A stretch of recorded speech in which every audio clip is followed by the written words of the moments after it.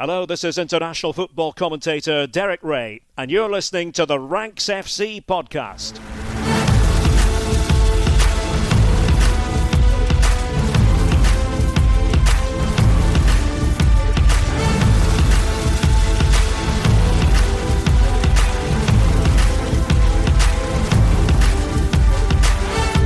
Hello Rank Squad and welcome to Ranks FC. It's your favourite intercontinental football podcast. My name's Jack Collins and I will be your host today. And joining me all the way from San Diego across the water, it's the one and only Mr. Dean Jones. How you doing, mate?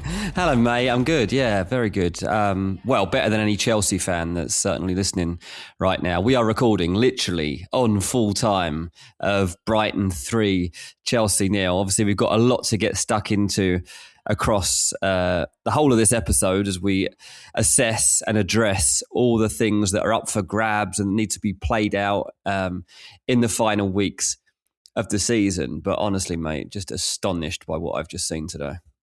Yeah, I mean, look, we were going to start this podcast originally with the things we loved.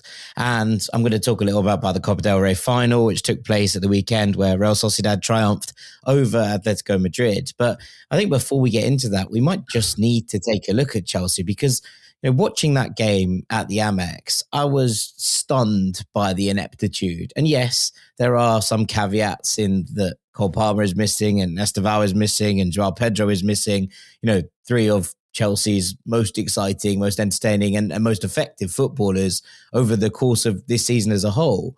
But I don't know if I've watched a game where I've been so utterly flabbergasted by how bad a side was from the get-go. The switch to 5 at the back, conceding after 3 minutes of this one.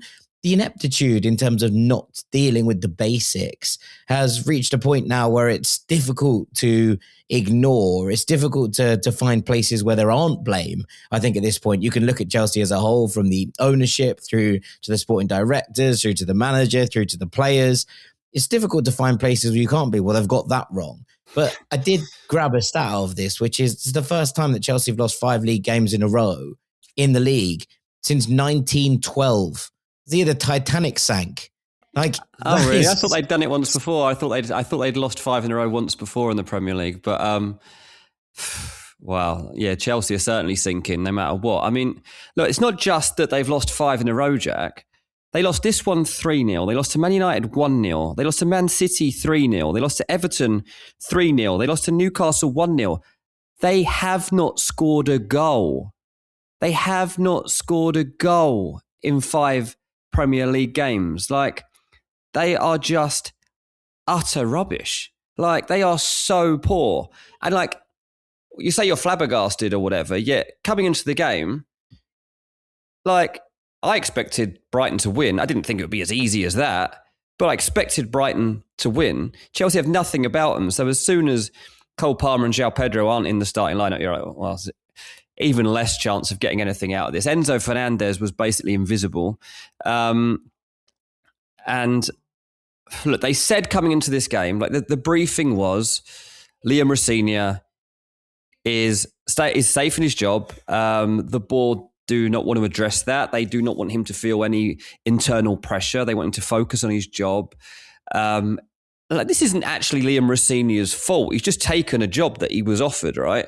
It is the ownership's fault. It's the sporting director's fault because they are so bad at decision making. Like 95% of us in the Ranks FC family would have told you that Liam Rosenior is not up for this job without knowing really anything beyond what we knew on a base level. No matter how well he interviewed, no matter how well he done at Strasbourg, like, it's a huge jump to go that far. And now, not only are Chelsea not going to qualify for the Champions League, but they really might not qualify for Europe. Like, Brighton have jumped above them with this win. Brighton are on 50 points in 6th. Chelsea are now on 48 points in 7th. And it's just like nowhere near good enough. They're going into an FA Cup semi-final at the weekend against Leeds. They haven't been able to sell all their tickets so far. Like, my mates that are Chelsea fans got emails today saying, don't forget to get your tickets, 3 per person allowed, but, there is a lot of demand. But, if you want to get tickets, they are available. Anyone want to come? Like, what? They can't sell out their stadium. They can't sell out an FA Cup semi-final against Leeds, one of their biggest rivals historically. No one wants to go. I couldn't believe that there was even anyone left in the away end at the end of that game, because I was like, what are you waiting for? Like, what? To give them some stick, I imagine. I don't know. Yeah, I was like, because you can't really be waiting to clap. So if you're staying behind, you're just waiting to show your frustrations. I would be straight in the car trying to get home as early as I can from something like this. Fair play for even going. But they are... The whole thing feels a bit spineless, doesn't it? I mean, watching that, there was absolutely nothing. Moise Caicedo's just committed himself to this club. I don't understand why. I don't understand what he's committed to. He doesn't know what he's committed to, because it ain't this. This isn't going to be what he sees through for the next 5 years or however long he's there. And if they're going to keep other players, then they're going to have to change manager because there's no way you're getting Enzo Fernandez to stay. I don't even know what the genuine demand is for Enzo Fernandez at the moment. Like I know Real Madrid are interested, but I know there are a few red flags around that as well, and people aren't sure that genuinely Madrid are going to pay what it would take to get Enzo out of there, considering what Chelsea paid for him. But, Chelsea have just lost 3-0 to their feeder club, all right? And that is absolutely shocking. I love it. We always do things I love, right? I love it because this sums up this season. This season is absolutely nuts, and there's barely anyone that's good. And what I love is you get Chelsea, they spend all this money, they bring this team together, they have this project. Enzo Maresca's actually doing all right for part of this season. They end up getting rid of him, getting in someone else. They're not going to qualify for Europe probably at this rate. Unbelievable, unless they go and win the FA Cup, which honestly, I can't even see them beating Leeds at the weekend, if I'm totally honest. And then on the flip side, you've got all the other narratives that also buy into the relegation and Tottenham and Arsenal bottling. London's having a terrible time of things right now in the Premier League.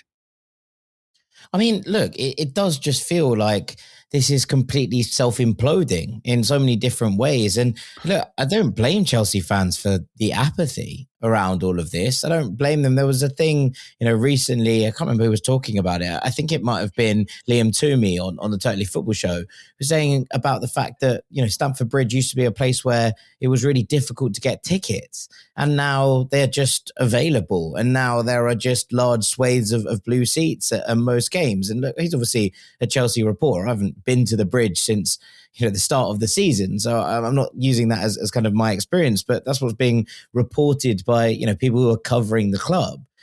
The apathy that surrounds it, the frustration with the ownership, it doesn't feel like it's going anywhere. I know that there was joint protests with Strasbourg fans ahead of the weekend's game against Manchester United. And honestly, fair play for trying to affect things as far as I'm concerned. But you're kind of looking at it and saying, if Chelsea fans are watching this team at the moment and thinking, why am I going to shell out for extra tickets to Wembley? And look, this is a fan base that's been blessed with plenty of visits to Wembley down the years. That's why, mate. Literally, because it's a day out. 100%. If this was a team who, who'd been to Wembley once or twice in the last decade, then things are obviously different. But we've talked before about kind of Wembley fatigue with Manchester City and the amount of times that they've been down to the capital in the last sort of decade or so. But this is the kind of the opposite of it. It's just what is there to go for? And that, I think, is the really worrying thing. When anger becomes apathy, that's when you tend to find yourself in a situation where things can spiral out of control. And look, all of this, I think ultimately comes down to decisions made by either ownership or the sporting directors, probably the sporting directors over everybody else. And, there's a number of different people who hold kind of titles of that ilk at Chelsea. The main ones, obviously, Stuart and Winstanley, are the ones that cop most of the flack, and rightly so. But equally, you look at their managerial decisions. They've appointed, 6 managers since they've come in?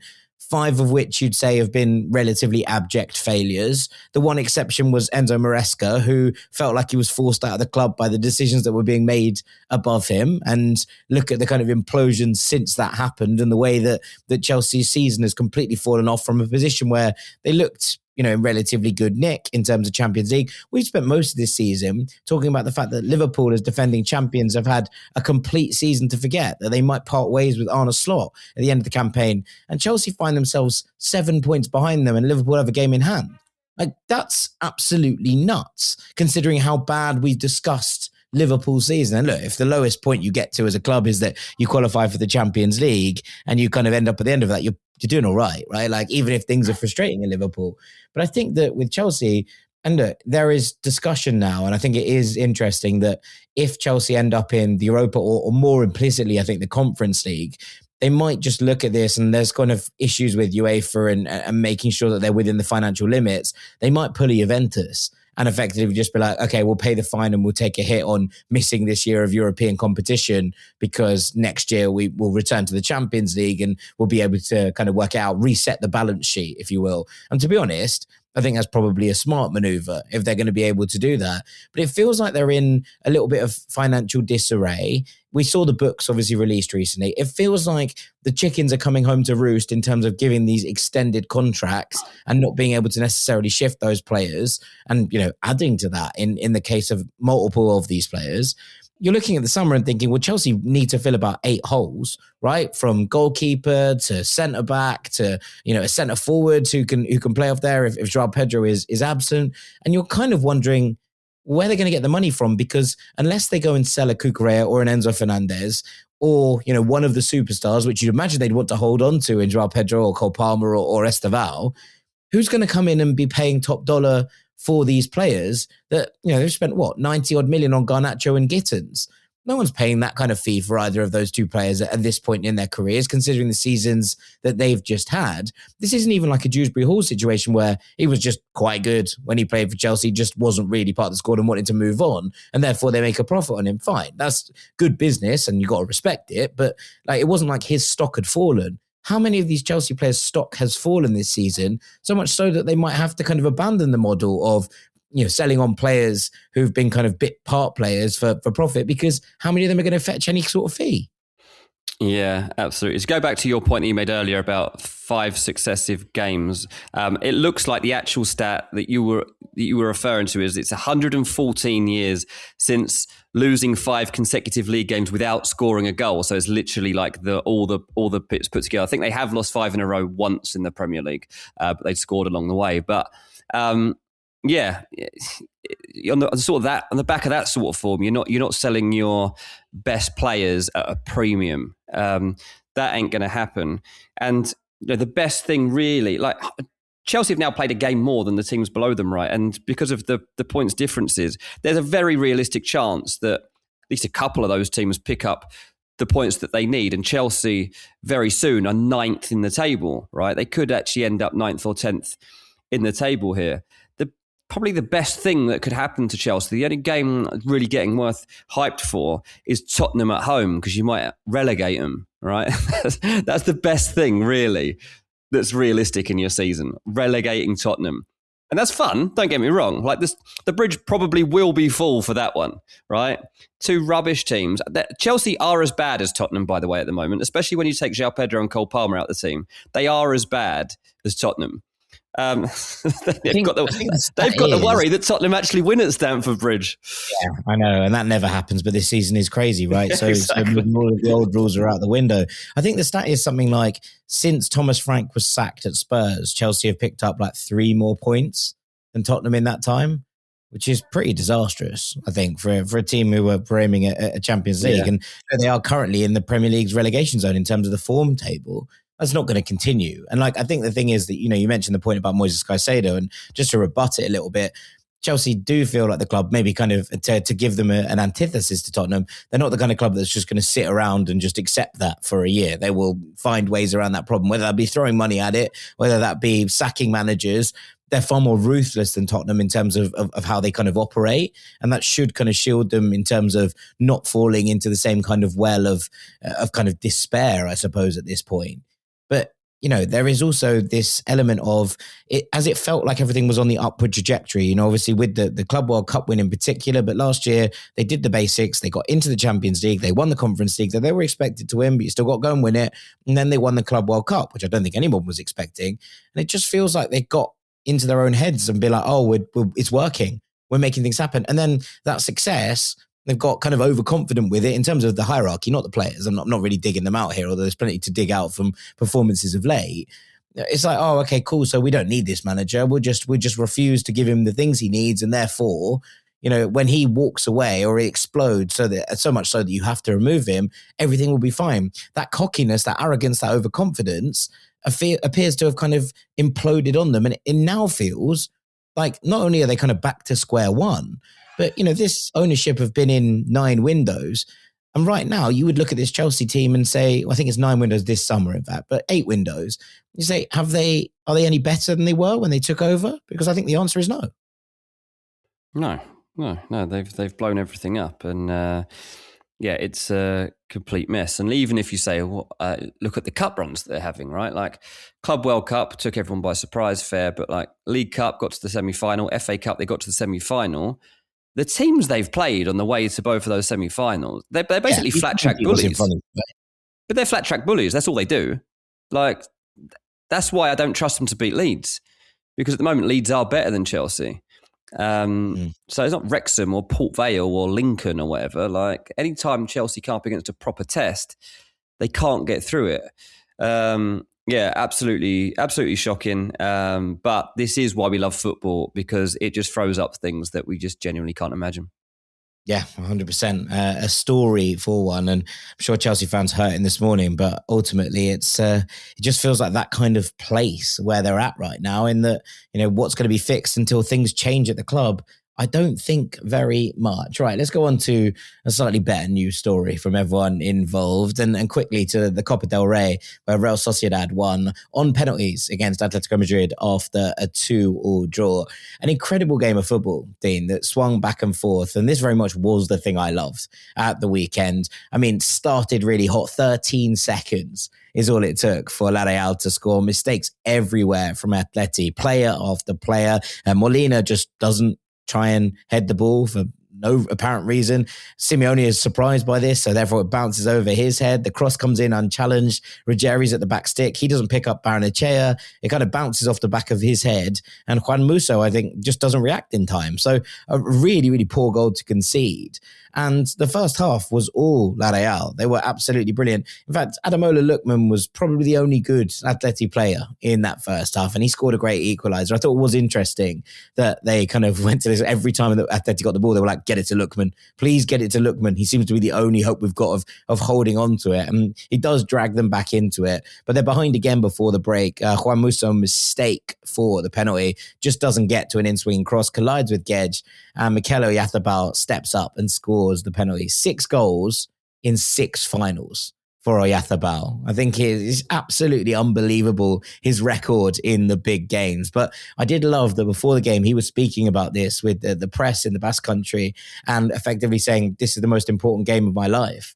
And this is a man who's played in Euro 2020 final with Spain, who's led the line for his country. It just goes to show what the club means. Atleti huffed and puffed in the second half. A brilliant equaliser from Julian Alvarez late on to finally break through. And that was really the first time that it felt like they were going to score. But then they should score at least once in the final minutes of normal time. Alex Baena sliding in. He might have been offside, but sliding in a missing one over the bar. Johnny Cardoso forcing a really, really good save from Unai Moreira in goal.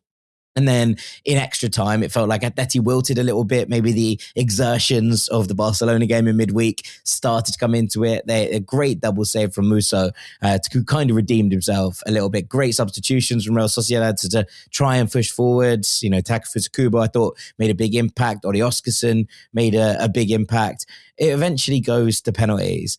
And Unai Moreira in the Real Sociedad goal makes saves from the first 2 Atleti penalties, Sola and Alvarez. I want to talk about him in a second, but gets to the final penalty. Pablo Marin steps up, a graduate of Zubieta, one of 12 Zubieta graduates on the pitch, by the way. 10 for La Real, 2 for Atleti. Absolutely incredible. He gets kissed on the cheek by his keeper beforehand and just tucks it in to the top corner, which is incredible. But Unai Moreira, maybe the story of this one, he was the backup goalkeeper. They played the backup goalkeeper. How many times have we spoken this season? It doesn't work. in cup finals.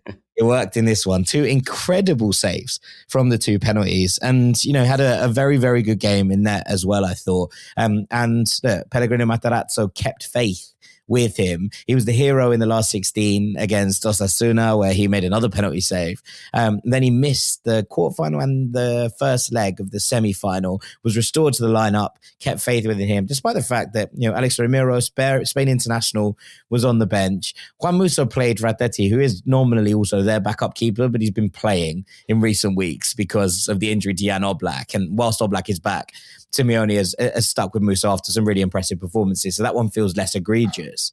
But just an incredible thing for Real Sociedad, incredible for Pellegrino Matarazzo, who is a really interesting case in the world of football. He becomes the first American-born manager to lift silverware in one of the top 5 European leagues. His career and path in football is a proper inspirational one, and something that I really love. He, grew up in New Jersey to Italian parents who are from, I think, Sicily. And you kind of look at his career path. He played kind of regional football. He went back to Italy early on in his career and kind of tried to make it there, and it didn't really work out for him. He was meant to have trials at Salernitana and didn't get there. Went back, played regional soccer again in the States, then went off and played in the 3rd and 4th tier in Germany. He's got a degree in applied mathematics from an Ivy League university. He very much could have gone off and, made himself a hell of a living somewhere else, but pushed through, love for the game, just wanted to keep it going. I think Takefusa Kubo was speaking after the game, and I saw this in quotes. I don't know if the translation is perfectly correct, but he effectively said he could have worked in a bank like clever people, but he just loves football so much. And, he was then, manager at a number of different clubs. He's never really been given a huge go or a little bit short shrift, despite doing a very good job. I thought he did well when he came in at Stuttgart. I thought he did well at Hoffenheim. He's been off the circuit for a little while. Real Sociedad came in there, made a gamble when they appointed him. It's been a little bit dry at Real Sociedad for a couple of years. At the end of the Imanol Alguacil era, they really struggled to score goals. Sergio Francisco took over, his former assistant, really struggled to kind of reignite this team. What Matarazzo has done since he's come in, kind of given a new fire to what was a flailing attack. He has taken them from 2 points off the relegation zone to in with a shot at Champions League qualification next year, and he has won the Copa del Rey. First time they've won the Copa in front of their fans. They did win it a couple of years ago, but it was during COVID, a game that we watched together, actually, with Sam at Sam's house. But it's the first time that they've won a trophy in front of their fans for, I think, 38 years. Whoa. Incredible. And they get that moment and that kind of moment of redemption and relief in Seville. The other thing that was lovely was the tifo for Aitor Zabaleta, revealed by the Real Sociedad fans before the game. The players also put an Aitor Zabaleta shirt on the trophy after it was won. Aitor Zabaleta was a young Real Sociedad fan who was murdered by an Atletico Madrid fan outside the Vicente Calderón, their old stadium, in 1998. And people did time for this, etc., etc., etc. But it's an incredibly sad story and just one of those ones you never want to hear around the world of football. But to be able to honour him with a moment like this, something that I imagine they would have loved to have done, all those years back against Athletic Club when they got that moment. But here against Atleti, it felt almost like poetic justice. So an incredible club, Real Sociedad, their kind of hyper-localism. And we talk about the fact that so many of the players from Zubieta, from the academy, from the Cantera, are not just from the Basque Country, like Athletic, who have kind of a hold on that narrative, but like hyper-local, from the actual province of San Sebastián, Guipúzcoa. And I think that, of those graduates, 12 graduates on the pitch, 11 of them are from Guipúzcoa itself, this tiny, tiny, tiny little region. And the other, Pablo Marín, who scores the winning penalty, is from just outside. So an incredible story, an incredible turnaround for Real Sociedad, and just a load of really good human stories in the midst of it, none least Pellegrino Matarazzo, who deserves all of the credit in the entire world. Lovely, mate. So you're saying romance ain't dead when it comes to football, right? I'm saying romance ain't dead, and I'm saying that, sometimes being local and trying to bring players through your own academy can breed success, as it has done here from Real Sociedad. And I think that they deserve a whole lot of love. So shouts out to La Real. Right, we're going to take a little break there. When we come back on the other side, we're going to get stuck into some of these narratives. Make sure you stick with us. You're on Ranks FC. Welcome back to Ranks FC, and we're going to get stuck into some of these narratives that you need to be keeping an eye on as we get towards the final straight of this season. Dean's got a couple from the Premier League. I've got a few from around Europe that we're going to get into. So we're going to go one on one. Dean, going to hand over to you to get us started. Yeah, I mean, the first narrative we obviously have to cover is the Premier League title race, which very newsy, obviously. Manchester City saw off Arsenal by 2-1 at the weekend as Ryan Cherki and Erling Haaland scored for City. Kai Havertz scored a tackle for Arsenal. Ultimately, wasn't enough for them to get anything out of the game. And Arsenal have completely lost their grip on the Premier League title race. Now, obviously, Man City play on Wednesday. So the day that this podcast is released, Manchester City are playing against Burnley. I'm going to assume that they do win that game, because if they don't, then the whole thing's been a waste of time getting to this point. Erling Haaland is basically labelling that game as a final, says it's every bit as important as the game they just played against Arsenal. And he's right. Like, every game now has to be treated like a final. Arsenal are just in such a bad state, and like the extent of their head loss is so extreme. The day before they played Man City in the Carabao Cup final, Arsenal were extreme favourites to go on and win the Premier League. They were 1-10, 10-1 on to win the title, right? That basically means that they're 90% sure to go on and win it, right? Over the space of the next 29 days, Jack, it absolutely spiraled out of control for them. Pep went to Wembley, masterminded a victory that rattled Arsenal. And they've played 2 Premier League games since then, against Bournemouth, against Man City, lost both. They lost to Southampton in the FA Cup. They just about managed to beat Sporting in the Champions League. And now they head into the title run-in as second favourites to win the league as we sit here right now. And that is crazy. To go from such extreme favourites 1 month ago to now, when it really matters to be second favourites, it's such a dangerous loss of momentum that I don't know they're going to be able to claw this back. It's in City's hands now.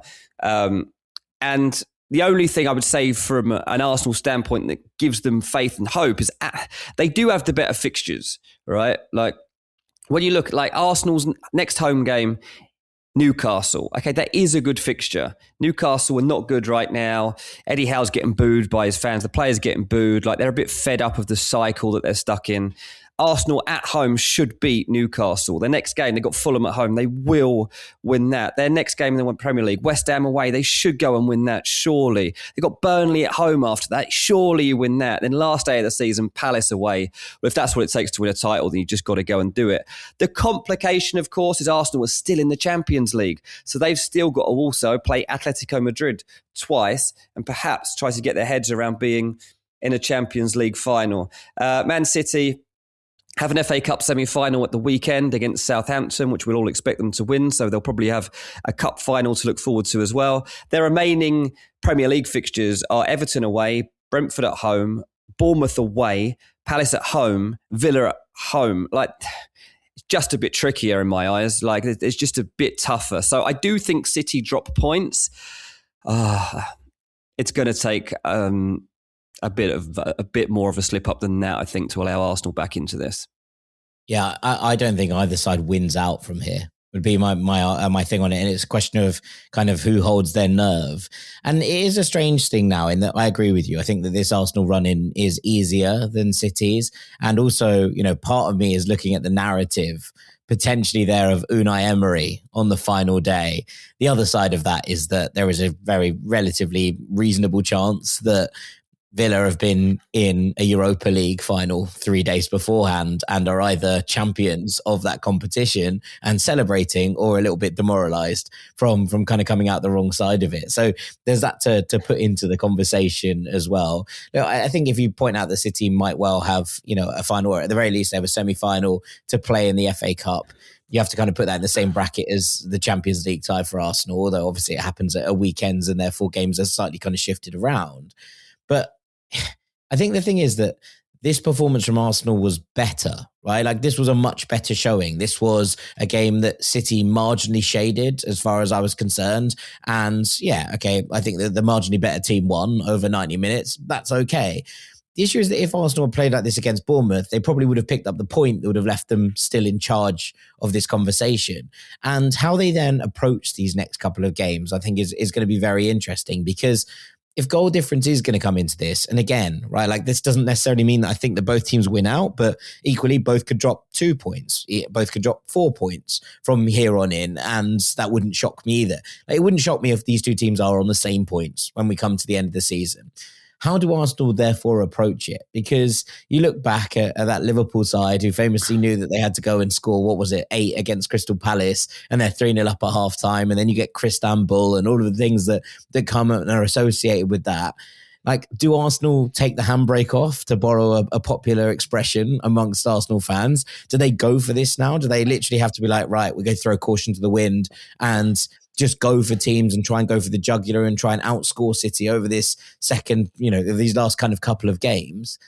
That, I think, is going to be a very interesting new dynamic that comes into this, because it's, a couple of weeks ago, it was sort of, okay, 5-1-0 to the Arsenals and you win the title. That may well not be the case anymore. And you can't gamble on the fact that City are going to drop points. So you have to try and kind of match them stride for stride. They play Burnley here. Obviously, their goal difference is one inferior currently to Arsenal's, although they have a game in hand and they're 3 points behind. So if they were to win at Burnley, and, in any sort of manner, but even a 1-0 win would put them top of the table by the time that Arsenal play next.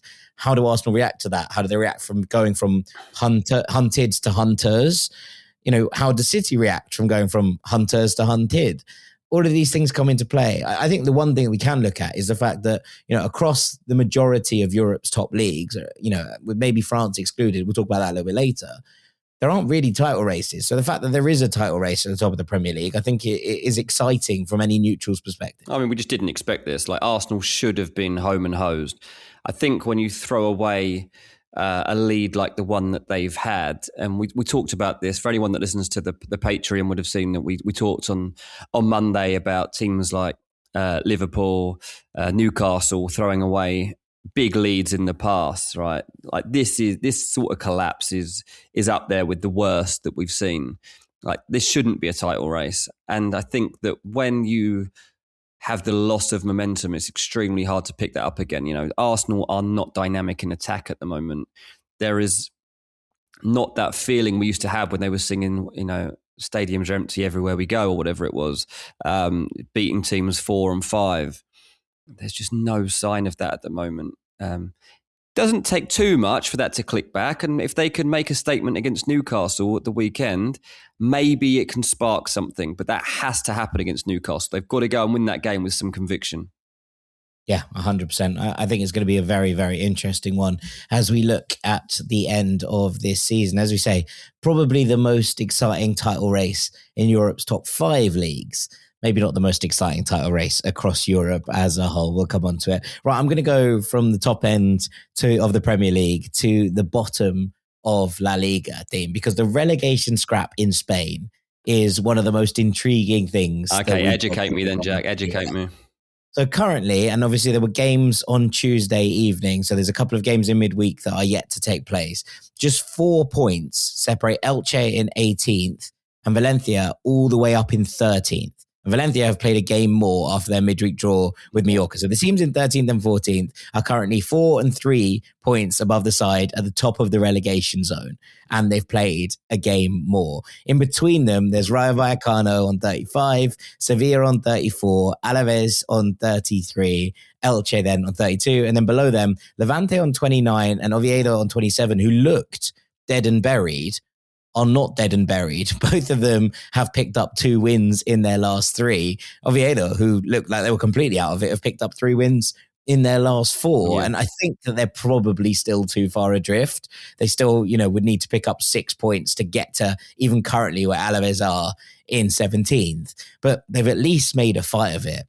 And 2 weeks ago, Dean, something happened that's only happened 3 times in La Liga history. Each of the bottom 5 teams won. Every single one of them won. So Oviedo went to Celta Vigo, who are, challenger of European spots, and won 3-0. Levante eked out a 1-0 home win over Getafe. Mallorca hammered Rayo Vallecano 3-0. Sevilla took advantage of a very rotated Atletico Madrid to win 2-1. And Elche won 1-0 over Valencia. And Alaves, who were the team kind of sixth from bottom and now have kind of slipped a little bit further down, also picked up a chaotic 3-3 draw away to Real Sociedad, who we spoke about earlier as winning the Copa del Rey a week after that one. And I think what's really interesting in Spain is a couple of things, right? Like, one, there are still 9 games left to play between people who are directly in this relegation scrap, right? There was 10 ahead of this week, but Valencia and Mallorca drew 1-1 today as we record on Tuesday. And in La Liga, when you're tied on points, league position is decided by the head-to-head record rather than on goal difference. So all of these are going to potentially have a bearing on how this goes out. And the other thing I think is really interesting is that, when you look at the bottom of relegation scrap, and something we've talked about a lot with Tottenham this year and not kind of being equipped to deal with the fight, is that actually when you get to the bottom of a league table, you tend to find that teams are all stylistically quite similar. Right? Like, you tend to see that everyone is sort of backs to the wall, scrap for your lives, defend deep and try and play on the counter. But actually, if you look at these sides, and there's 8 of them in this conversation, you're kind of looking at it and being like, well, they don't do that. Right? Elche played super high possession. They have Eder Sarabia in charge, who is a Quique Setien protege. They've struggled a bit with intensity and the fact that they've been trying to dominate throughout the season. But the majority of games they play, they've had the majority of possession, which is a wild thing for a team that finds itself in the relegation zone. Real Oviedo are quite slow and methodical, but they're very industrious against the ball in the middle of the park. Valencia are quite mid-blocky. They're a little bit less direct than some of the others here. They play a genuine 4-4-2. They try to utilize the players that they have on the wings, who are both incredibly talented. Mallorca sit deep and utilize the physicality of Vedat Marici to bring them up the pitch. But also, bear in mind, Marici is, I think, 1 or 2 goals behind Kylian Mbappe in the Pichichi race. So, like, the person who's second in the top scorer race is in a relegation scrap in La Liga. Rayo Vallecano, incredibly intense across the pitch. They have become a little bit more possession-based under Inigo Perez, who was Antonio Iraola's former assistant this season. They're also, obviously, in the Conference League semi-finals, so they've got things to play for outside of this. They'll hope to pull clear so they can concentrate on that. Alaves press really high up the pitch. They try and force turnovers in the opposition half to create goal-scoring opportunities. Sevilla started the season quite possession-based, but they've become really direct since Luis Garcia Plata took over in March. And Levante are madly direct. Long ball, straight into the box, no-nonsense football. They don't have much of the ball, but they're quite effective when they have it. So you've got like 8 legitimate different styles from these 8 teams, which makes things really, really intriguing in this kind of battle and at the bottom of the park. And, with so many of them left to play, Valencia have the hardest run in. Mallorca, on paper, have the easiest, but, the 2 teams have played each other this week and there wasn't very much to separate them in that regard. Mallorca, I think, still play 2 more, maybe 3 more of their direct relegation rivals as we come to the end of this season. At the bottom of it, you're kind of looking at Alaves don't look great. Sevilla play Levante in midweek. So this will be released on Wednesday morning. It's on Wednesday night. If they don't win that game, they're in major, major trouble. They're away at Levante. And then they have an Osasuna side who, are not great at the moment, but are fine and better than Sevilla. And then they have Real Sociedad. They have Espanyol, who have dropped off a little bit, but still a well put together side. They have Villarreal. They have Real Madrid. And then they have Celta Vigo. If Sevilla don't win at Levante, they might be done. And you're talking about a Valencia side who, have an incredible record of staying in the top flight, being in trouble. You're talking about a Sevilla side who dominated the Europa League for like 20 years, being in major trouble. And I think you'd probably expect Real Oviedo and Levante to be in this conversation. You would expect Elche to be in this conversation. Alaves hang on by the skin of their teeth most years. There's a lot of names in here that you're expecting. But to see Sevilla and Valencia, and look, both of them have had major slides in recent years. This is not to suggest that over the last 3-4 years, things have been great for either of them. Sevilla have had major financial issues. Valencia have had major financial issues for years. But like the fact that they are still in these conversations, the fact that 2 of La Liga's great clubs in the 21st century at the very least are embroiled within the madness of this, I think it's sometimes overlooked because there's like, oh, they probably won't go down. I think there is a relatively high chance that both of these could go down. I was going to say, do you have a hunch on that? I mean, look, I'm a Betico, and so therefore Sevilla getting relegated is kind of personal for me. Mm-hmm. It would be something that, you know, they've given a lot of stick to Betis fans down the years, you know, for being in the lower tiers, for kind of looking down their noses. But I do look at this Sevilla side, you know, which is full of veterans, which is struggling to put together performances. They lost to Real Oviedo a couple of weeks ago, and they were absolutely abhorrent. We talked about bad performances earlier when we were talking about Chelsea. This was as bad as anything you've seen this season. I really do think they're in trouble. So, look, it's an incredible race. There's so many games that matter in the middle of this. You're looking at, you know, these last 7-6 fixtures for some of them, and you're thinking, you know, everyone has the opportunity to pull themselves out of this. Everybody plays everybody, or at the very least, you're playing at least two of your direct rivals when it comes to this battle. How do you fare when the going is tough, but also when there's so many teams in there that any single win against another one can drag someone else into the mire, can drag them into the pack? And that's why I think we're looking at this and thinking that is the most exciting relegation scrap across Europe right now. I love it. Yeah. Look, we got a good one in England, but it doesn't match that. There ain't that many teams involved, so fair play. There's two teams involved, I think, at this point. I think so, yeah. It's just West Ham or Tottenham. And that's really cool for its own reasons. But I think that this and just the chaos that's kind of implicit within it is really quite something. Yeah, absolutely. Should we have a look at Tottenham, Jack? Yeah, let's have a little look at Spurs, shall we? Yeah, It's obviously a narrative, right? The Premier League title race is very significant always, particularly significant now because we could lose a team that absolutely should not be in this position. And I mean that if West Ham go down as well. It looks at the moment like Nottingham Forest are going to get themselves out of trouble. They've got something about them. And, you know, or every narrative is running and they've got the Europa League to deal with, but I think they'll be fine. Yeah, I mean, the results that they've had recently give them extra hope. And, you know, Tottenham, everything seems to go against them these days. And the fact that Morgan Gibbs-White can score goals like he's been scoring is just another kick in the teeth for them to keep him down there. So, look, if Leicester City were like the ultimate Premier League fairy tale. By the way, Leicester City have just been relegated to League One. So they've gone from winning the Premier League 10 years ago to now being relegated and ending up in League One. But they won the Premier League, right, at odds of 500 to 1. If you want to turn that and see the upside down version, then you've basically got Tottenham. Tottenham weren't quite 500 to 1. I think they're about 100 to 1 to go down at the start of the season. But the markets typically aren't seen in the same way, right? But this is every bit, surely, as unlikely for Tottenham to end up being relegated as it was for Leicester to go on and win. So, obviously, Thomas Frank was left in charge of Tottenham longer than he should have been. I understand the reasons why. You want to give him a chance. You believe surely he's going to turn it around. Couldn't. So, eventually, he goes. Igor Tudor comes through the door, absolutely clueless, couldn't do anything about the state they were in. And now you're left in a situation where Roberto De Zerbi has the job of rescuing them.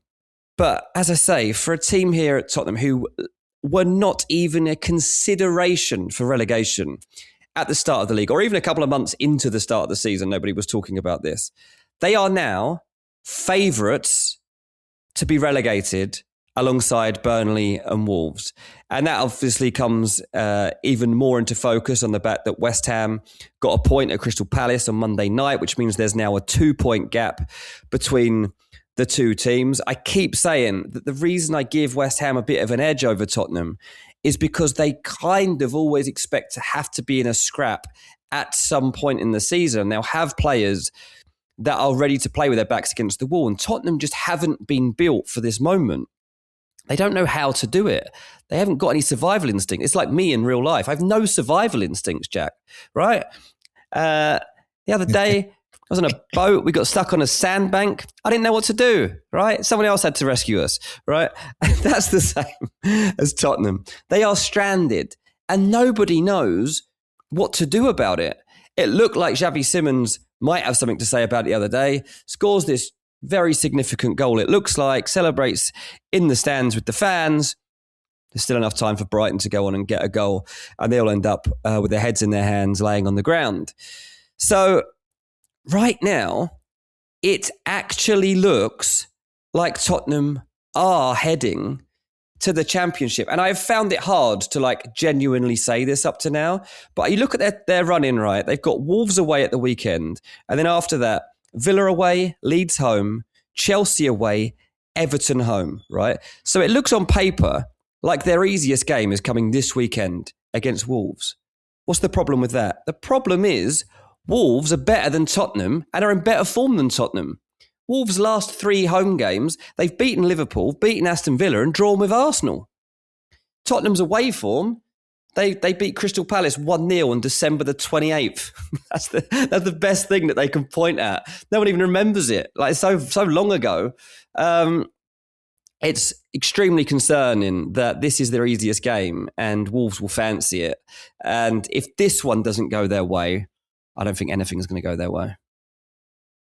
Yeah, it's a strange one. Obviously, Wolves were relegated by West Ham's point at Palace on Monday.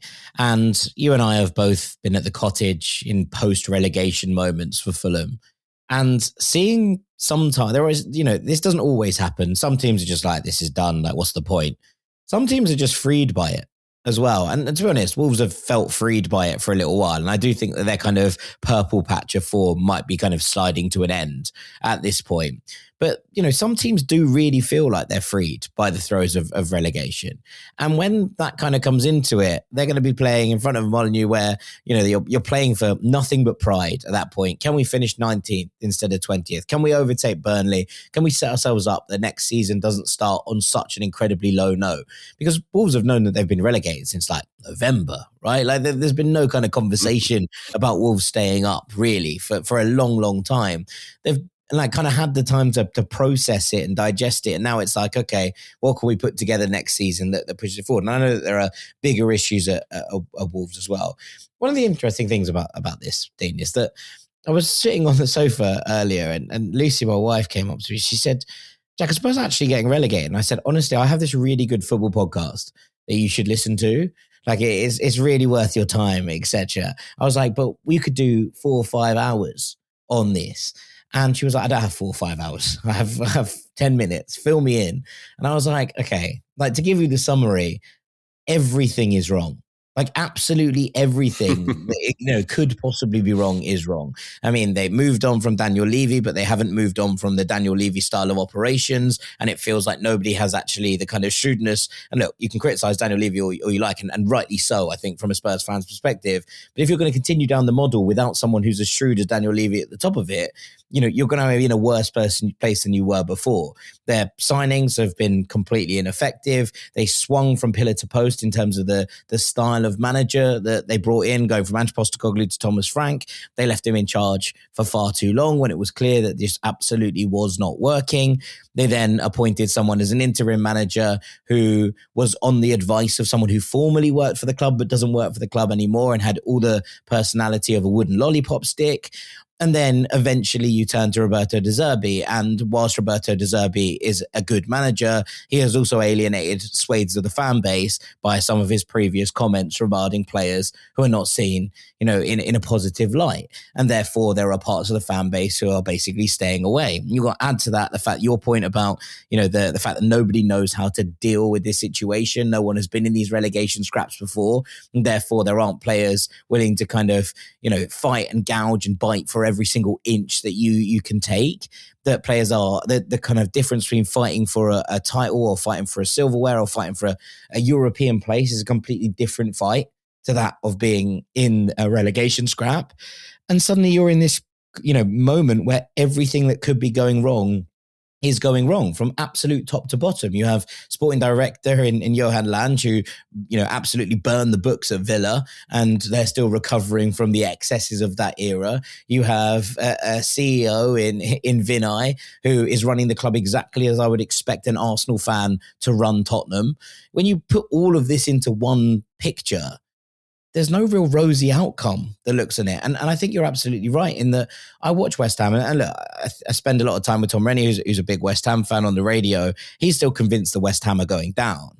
But also that might be just the inherent pessimism of football fans that they're like, it can't get as good as this. You know, we won't survive even if we look better. But I watch West Ham and the two up top cause problems. It's opened up space for Crescencio Somerville and Jared Bowen to cause issues down the flanks.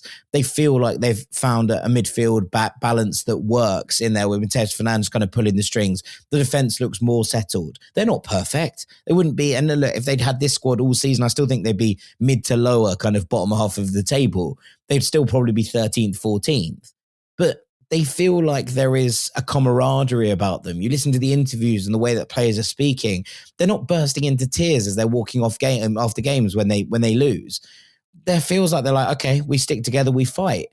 And even when Spurs put together probably their best performance of the season, but at the very least their best performance of 2026 against Brighton at the weekend, they end up conceding goals in the 45 plus third minute and the 90 plus fifth minute. Like, have they got the engines? Have they got the capacity? Have they got the will to see it through to the very, very end of games? All these things are so important. It's bodies on the line, backs against the wall. I'm just not seeing it from Spurs at the moment. And look, maybe they're going to win 4-0 at the weekend. I still don't think that takes them out of it. But I think they're going to win 4-0 at the weekend, mate. But at the very least, it kind of changes the mood. And they keep getting smacked in the face just as it looks like the mood might change. And that is never a good place to be. No. It's a huge game at the weekend and it's unmissable because of the drama attached to it. But even Tottenham fans will be concerned as they travel to Molineux at the weekend that even this is not going to be a turning point. But you got to hope. So I'm not going to take it all away from you. No, absolutely not. Right, let's take a little break there. When we come back on the other side, a couple more narratives for you to keep an eye on at the end of this season. Don't go anywhere.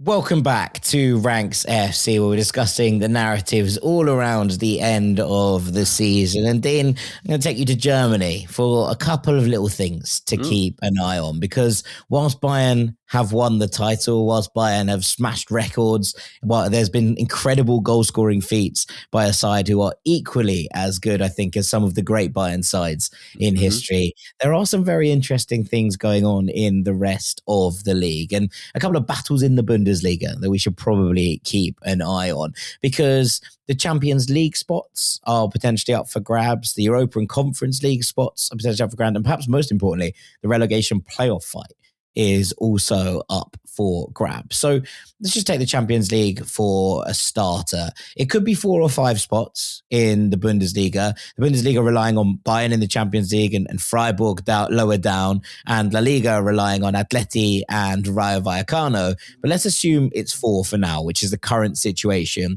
we find ourselves in. That's a narrative to keep an eye on at the end of the season of its own, that, who's going to end up with that extra spot. But currently, Bayern obviously have won the league in first, and then it doesn't look like Dortmund are going to be caught in second, even if they've been on a little bit of a slide of late. But third, RB Leipzig on 59 points. Fourth, Stuttgart on 56 points.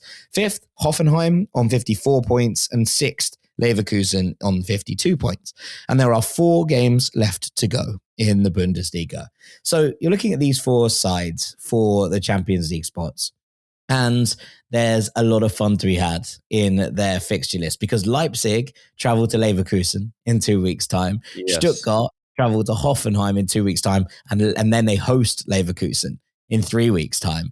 Hoffenheim have Stuttgart at home in 2 weeks' time. And Leverkusen travel to Leipzig and then they host Stuttgart. So everyone is playing each other. And Leipzig look like they're in the best situation. They're obviously 3 points clear of Stuttgart. There are 2 spaces up for grabs here. They've won 4 in a row and they feel like they're kind of cruising to the end of this. But, the fact that they have these couple of games in there means that this could all shift itself round once again. You would argue that Hoffenheim probably have the softest schedule, but their win at the weekend was the first time that they'd won in 5 after a real slide. They'd been third for much of this season, and it feels like they're kind of falling off. And the fact that Leipzig and Hoffenheim are both within this conversation, by the way, will make a lot of German fans sick, right? That game between the two of them is known as El Plastico. They took that title away from Wolfsburg and Leverkusen, who were the original kind of factory teams teams that were not seen as legit. Now it's very much the kind of big money spenders and kind of ways around the 50+1 that Hoffenheim and Leipzig represent. So there'll be a lot of neutrals, I imagine, pulling for Stuttgart in this race in Germany. But I think it's a really interesting end to the campaign. We've obviously seen Leverkusen and what happened there in terms of shifting managers around and making things stick. Kasper Hjulman came in and so really did steady the ship after what was a very, very poor start. But they have an opportunity. Also they'll be playing in the DFB Pokal against Bayern this week. So there's a couple of games in there to keep an eye on as well. But I just think that this race for third and fourth is going to go all the way down to the wire. And the fact that there is a weekend when all four of them are playing each other is just incredible drama for the Bundesliga. If you put it down a little bit lower, currently, as we're saying, it's going to be fifth and whoever wins the DFB Pokal, or sixth, who go to the Europa League, and then seventh might end up being the conference spot. The other thing that's quite interesting there is that Freiburg and Eintracht are currently seventh and eighth, and they are separated by a single point. Seventh might well be a European spot if one of the top seven sides ends up winning the DFB Pokal. So we're looking at it from that perspective as well. Eintracht have the easier run in. Freiburg have both Europa and Pokal duties, but currently find themselves 1 point ahead. I think it's going to be really exciting. I think it's going to be really, really exciting to see how things play out. So a lot of interest in terms of the battle there with 4 games remaining. And actually at the bottom, it did look like we might be on for one of the great kind of La Liga style absolute battle royales to see who ended up surviving in the Bundesliga. Things have changed a little bit in recent weeks. There is now a 5-point gap between Werder Bremen in 15th and then St. Pauli in 16th. But the thing to remember here is that in Germany, things are done a little bit differently. So the bottom 2 teams are relegated automatically. And the team that comes third from bottom ends up playing the team who come third in the Zweite Bundesliga in a relegation playoff. And currently St. Pauli are in the relegation playoff spot with 26 points. And Wolfsburg are in the first automatic relegation spot with 24 points. Now, the team who ends 16th in the Bundesliga usually wins the playoff. The difference between the two is relatively stark. It doesn't mean it always happens, but it gives you a plus 50% chance of survival. So it's a really important differentiation between 16th and 17th, or third from bottom and second from bottom in the Bundesliga. And the two of them are separated by 2 points at the moment. They meet on the final day at the Millantor. Wolfsburg go to Pauli on the final day of the Bundesliga season. If they are within 2 points of each other at that moment, we could be on for one of the all-time kind of classics. Every game is a final then, because even if you win it and you end up surviving, you then have to go through the relegation playoff. Things can change. And there is obviously the opportunity that Werder Bremen could end up pulled back into this, for example. But I think that the 2 wins in their last 5 has just dragged them clear enough that they're probably going to be all right. Pauli are on one hell of a slide. Wolfsburg won a game at the weekend against Union Berlin, but they, 1, didn't deserve to win it. And 2, I still think that this is way too much of an ask to pull any further than 16th. But that battle for the playoff spot might just end up being an absolute classic on the final day. And I'm really, really excited. This is almost as exciting as peak Bundesliga when they're the only league playing during COVID. That was my favourite Bundesliga. They deserve actually that focus. For this, they deserve that sort of attention from the world right now. Well, that was peak Ranks FC content, that was, mate. It was indeed. We were doing live commentaries. I loved it. It was so good. Obviously, Bundesliga is a great league, but that period was great, and I want it to come back around just for that, even if it's just for that relegation playoff. It was the peak era where every time Borussia Mönchengladbach and Bayer Leverkusen played each other, every game would end 5-4. I was a Gladbach fan in those days, wasn't I? Yeah, enjoyed it. You and Sam both, I think. I know Sam was Eintracht Frankfurt. Oh, yeah. I think I sided with Leverkusen in that one. But alas, there we are. Right. What have you got as your final one, Dean? Look, we should address Bruno Fernandes and his record and what is also at stake as a result of that. Because, look, Man United aren't actually going to win anything in this run-in, but they do have a player who is on the verge of creating history. He has 18 assists so far in the Premier League this season, and he is within sight of taking over a record that has been held for a long time. So Thierry Henry from the 2002-2003 season has the assist record alongside Kevin De Bruyne. They both have 20 assists. Bruno, as I say, has 18. And going into this last stretch of the season, what is really appealing about this and makes me believe it's going to happen is that so many of them are happening right now. Like Bruno Fernandes didn't actually get off to a good start of the season. And I can remember about 6 games into the season saying they should have sold him. They should have let him go to Saudi. Like, what do I know? Because Bruno Fernandes has been absolutely the key reason that Man United are going to qualify for the Champions League this season. And as a result of all of this personal success, he may actually go on and win PFA or Footballer of the Year or both, given that there is nobody with a standout reason putting himself forward as the best player in the league right now. So, yeah, 18 assists for Bruno Fernandes at the moment, giving himself definitely a fighting chance of going on to take this. I would say that my hunch is that it will happen. 5 games left to play. The thing about Bruno, right, is that he doesn't really miss a minute, does he? Like, it's not like he gets rested. It's not like he gets injured. Bruno Fernandes, he had that hamstring injury, like at the turn of the year, came back in against Burnley and played an hour. And since that moment, coming back in January, he's played every single minute and he's almost got an assist every single game along the way. Like, it's an unbelievable run that Bruno's on. And I think because he's going to be on the pitch so much gives him a great chance of doing it. But also I think that the teams that United are playing against does give him further chance to get those assists that he needs. He's got Brentford at home, Liverpool at home, Sunderland away, Nottingham Forest home, Brighton away. It's easily doable for somebody like Bruno. It's weird. He's going to be in one of those situations whereby even if he's got a chance to score, he's going to want to square it because he wants his assist record.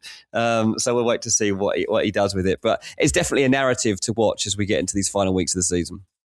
Yeah, I mean, look, this is the interesting element of all of this because United don't have loads to play for, right? In terms of where we are right now. And I know that it's about, getting to the end of the season, a positive end of things for Michael Carrick to give himself the best possible chance of the job. But they're 9 points behind City, having played a game more, right? They're not going to be, catching up in this period. Even if I think that the City might drop points, they're not going to drop that many points. And you're kind of looking at it saying, United have, a level on points with Villa, sure. They've got a relative cushion now in terms of where they are in Champions League football. We know that will drop down to 5th. They will want to play to stay 3rd in the table.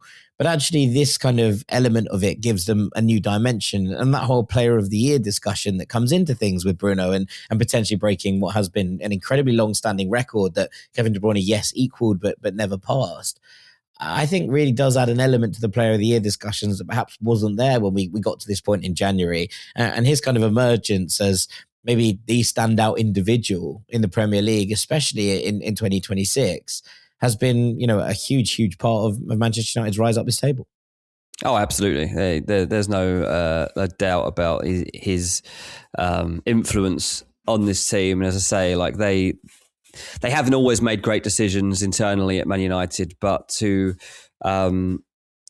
make sure that Bruno stayed. Obviously, he had a decision to make on this as well. So fair play to him for seeing this through because he could have had his head turned and taken bundles of money to walk away from United in a time which wasn't great. He stayed and he's helped him through and he's kind of earned icon status now. With obviously United fans have loved him generally for a while, but I think even in what he's given this season, he's taken himself to another level and proven people like me wrong who thought that his best days in United shirt had passed. Look, he's one of those players that away fans love to hate, right? Like there's a few people in this league that are quite unlikable, and for a lot of people, Bruno Fernandes is one of those. For Man United, that makes this all the better, I think. Yeah, I agree. I think it's going to be, these next couple of games, I think he does it for what it's worth. I think he does break this record. What do you think he gets? So obviously he needs over 20. So he needs 20 to equal it, 21 to beat it. Some people are saying he's probably going to end up on 22.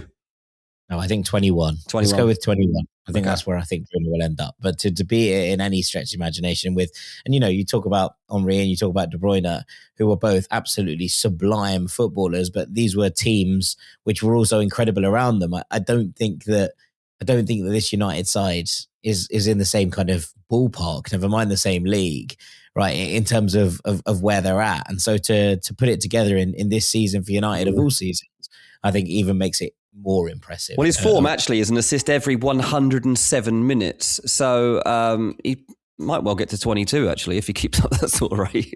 Yeah, I mean, he might just relax when he gets to 21. He's like, no need to worry anymore. All right, we started Dean with the title race, so I'm going to finish with a couple of title races as well. Okay.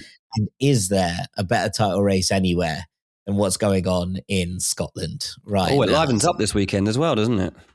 It does indeed. Top of the league currently are Hearts. And you might recall that the last team to win the Scottish Premiership, who were not Celtic or Rangers, was Sir Alex Ferguson's Aberdeen. Right? So we're talking... None of us that listen to this podcast were alive then, were we? Yeah, 1985. Oh, I was alive then. You were alive. None of us that listen to this are like you. So there's that. But it's been, a long wait for someone to break the kind of hegemony of the old firm. And Hearts, with 5 games to go, sit top of the table by a point. They're on 70 points. Rangers in second. Great turnaround from Danny Roll. They're at Ibrox. Takes it to 69. So they're 1 point behind Hearts. And then 2 points behind them are Celtic under the watchful, gazeful eye of Martin O'Neill. The old veteran came in to steady the ship. But you actually look at the run in, and the thing that makes this Scottish title race so much more exciting is the split. So for those not au fait with the way that the Scottish football works, when you get to 33, there's an uneven number of teams in the league. There's 12 teams in the league. So what happens is they all play each other 3 times. And then they get to 33. And at that moment, the league splits into 2 leagues of 6. And everyone plays 1 game against the teams in their bit of the league. So the top 6 all play each other once. The bottom 6 all play each other once as well. You can't finish higher than 7th if you're in the bottom half. You can't finish lower than 6th if you're in the top half, even if the team who are 7th end up with more points than you, which is a strange sort of quirk of these kind of things. But it means that the best 6 sides in the league now come up against each other. And that also obviously means that all 3 of these have to play each other in the next couple of weeks. So Hearts' run-in is the Edinburgh Derby at Easter Road. They go to Hibernian, who would love nothing more than to derail their title ambitions this weekend. Then they host Rangers. Then they travel away to Motherwell, who at one point looked like they might be in this title race, but have just fallen a little bit off a cliff in recent weeks. Then they host Falkirk, who ended up coming 6th. And then they finish away at Celtic Park. Rangers start with a game against Motherwell at Ibrox. Then they travel away back-to-back to Tynecastle to play Hearts, and then to Celtic Park to play Celtic. Then they host Hibs, and they travel away on the final day to Falkirk. So they have the easiest game on the last day. And Celtic have Falkirk to start with a home game. Then they're away at Hibs. They're at home against Rangers, away against Motherwell, and then at home against Hearts. So there's arguments for all of them, right? Like Hearts were in this kind of situation. In fact, all 3 of these sides were in this situation in 1998. It ended up being Celtic that won the league that year, ending Rangers' ambitions of winning 10 league titles in a row, despite the fact that Rangers beat Celtic after the split that year. And there are a couple of different elements. Hearts have kind of come back from the brink time and time again this season. It's felt like they've kind of had a wobble, they've had a stumble, and yet they haven't come off the top of the table once, right, after a match week was finished. It is incredible that Derek McInnes has been able to maintain what they've been doing, to keep cool heads in the dressing room. Even, at one point the gaps were massive, right? I think they had an 8-9 point gap to the 2 old firm teams, but he's kept their heads. Everyone is kind of bought in together, and they maintain a 1 point lead ahead of that trip to Hibernian. Celtic have the advantage of playing both Rangers and Hearts at Celtic Park, but actually if you kind of look at it, it's a strange one in some regards, because whilst they have a really, really good record of late. You know, they've won, I think it's 4 of their last 5 at Celtic Park. And actually, Rangers have only won once in their last 5 away games, and Hearts have taken 1 point from their last 5 away games. Equally, Hearts went to Celtic Park and won in December, and Rangers also won when they visited Celtic Park earlier in the season, which makes all of this completely impossible to predict. It does feel like everything is up for grabs. It does feel like the whole thing is completely and utterly chaotic. And I think we're going to see the leads switch hands at least twice before the end of this season. Really? Also, Dean, in terms of the kind of final twist in the whole thing, is that if Hearts are 1 point ahead of Rangers on the final day and they travel to Celtic would rather see Hearts win the league than Rangers, famously. They wouldn't be particularly pleased about it, but I think they would rather that than to see Rangers lift the title. What happens if Celtic, know that Rangers away to Falkirk might well just get the job done and that their own chances are incredibly remote? How do they approach that final game against Hearts? It's so interesting when it comes down this way, and I can't wait to see how it plays out. Yeah, it'll be interesting to see how much profile this manages to pick up, because this is genuinely historic. I can't remember a time for me when this has been this interesting. I do like Scottish football, and I think there's been some really good title races, but the fact that we've got an extra layers to it this time around makes it way, way better. When it all splits up this weekend, this is when it takes on a new meaning, and obviously a bit strange, but this is what differentiates it, right? And this is why, like you say, we're going to get these real tussles at the top that actually matter. Yeah, I'm really excited. To see how it plays out. There is sure to be drama in these next couple of weeks. I mean, there's probably a little bit of drama in France as well, which is where I'm going to finish, Dean.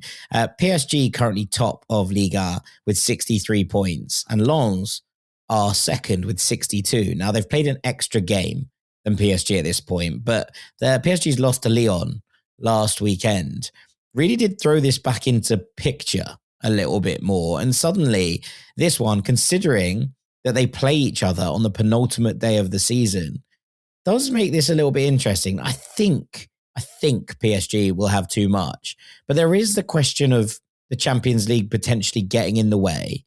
And that being said, Lens have just qualified for the Coupe de France final, and they haven't won a trophy in over 25 years. So that is a huge opportunity for them. The other thing, and the final thing I'll say about this, is that PSG's last game of the season is away to Paris FC. It's the Paris derby on the final day. And Paris FC have already knocked them out of the Coupe de France this season. So I think they will have too much.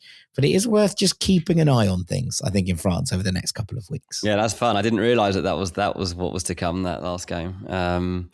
Yeah, that's loads there, mate. It's even more. I think we had a good episode on our hands there, but I didn't realise there was even as much as that. So well done to you for planning it out.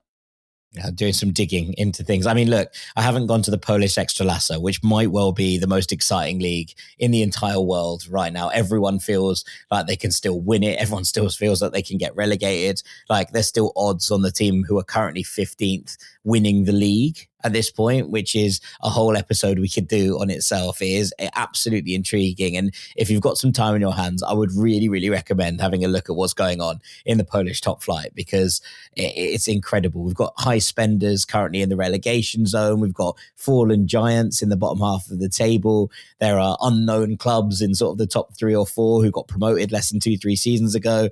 At one point, Zagłębie Lubin, who are kind of sitting up there and remain the kind of second challengers for this, they lost their top goal scorer in January because he was on loan from Raków Częstochowa, who are 6 points below them. He'd scored 9 goals in 900 minutes. They've gone back to Częstochowa and they've basically played him twice. They literally just took him off the other side because they were he's scoring too many goals and they're above us in the table. Absolutely incredible. Leonardo Rocha, he's called. He's a Portuguese striker, but brilliant. There's just storylines everywhere in Poland as well, but we haven't got time to do them all now because that's an episode within itself. So on that bombshell, I think I'm going to call this to a close. All that's left for me to do is say a massive thank you to Mr. Dean Jones. Cheers, mate. I'm Jack Collins. This has been Ranks FC. We hope you've enjoyed our walk through some of the big narratives that are going on towards the end of this season. There is storylines everywhere you look. If you're going to go and dig in deep and try and find them, there's plenty to get stuck into. And I know we started the episode on apathy. That feels like it's radiant from a number of different fan bases, I think especially in the Premier League right now. But there are some very, very, very interesting things going on in the world of football if you just dig a little bit deeper under the surface. Thank you so much for listening, Rank Squad, and we'll see you all very, very shortly. Take it easy. Peace.